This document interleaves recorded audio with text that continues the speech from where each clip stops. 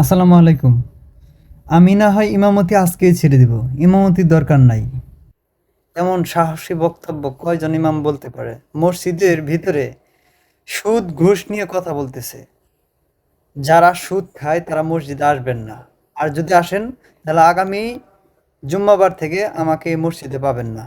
এরকম সাহসী কথা, সাহসী ইমাম প্রত্যেকটা মসজিদে দরকার। আমার মনে হয় প্রত্যেকেরই কথাগুলো শোনা দরকার, প্রত্যেকটা ব্যক্তির এই কথাগুলো শোনা দরকার, এবং প্রত্যেকটা মসজিদে এরকম ইমাম দরকার। আপনারা এখানে সুদ খান কে কে দাঁড়ান?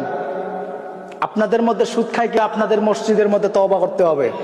আমি না হয় ইমামতি আজকের মধ্যেই ছেড়ে দেবো, ইমামতির দরকার নেই ভাই। ব্যবসা করে খাবো, হালাল ইনকাম করব। আমি মসজিদের ইমামতি করি, কিন্তু এতদিন থেকে আপনাদেরকে বয়ান করতেছি, আপনারা কেউ হেদায়েতে আসতেছেন না। যারা সুদ খান, এখনই সুদ ঘুষ যারা এগুলোর সাথে জড়িত আছেন, এখনই দাঁড়াবেন। এখনই আপনাদেরকে দাঁড়াতে হবে।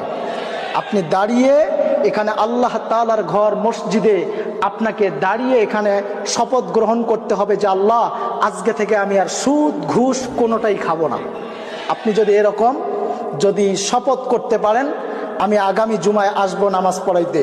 কিন্তু যদি সুদখোর ঘুষখোর আগামীতে এই মসজিদের এই সমাজে যদি থাকে, আমি আর আসবো না। এই যে এত বড় মসজিদ আপনারা বানিয়েছেন, কিছু কিছু জায়গায় দেখলে আসলে খুব মনটা খারাপ হয়ে যায়।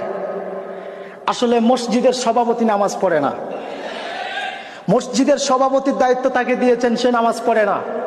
অথচ মসজিদের মধ্যে সপ্তাহে একদিন আসে, আসার পরে তার গরমে মসজিদের মধ্যে থাকা যায় না। সে এসে বলে, এ মুয়াজ্জিন সাহেব, মসজিদের মধ্যে টাইসের মধ্যে ধুলা কেন, এখানে বালু কেন? শুধু দোষ ধরা নিয়ে সে ব্যস্ত থাকে। কেন? তোমার কি হাত নেই? তুমি কি আল্লাহর ঘর মসজিদ তুমি এরকম ইমাম প্রত্যেকটা মসজিদে মসজিদে দরকার।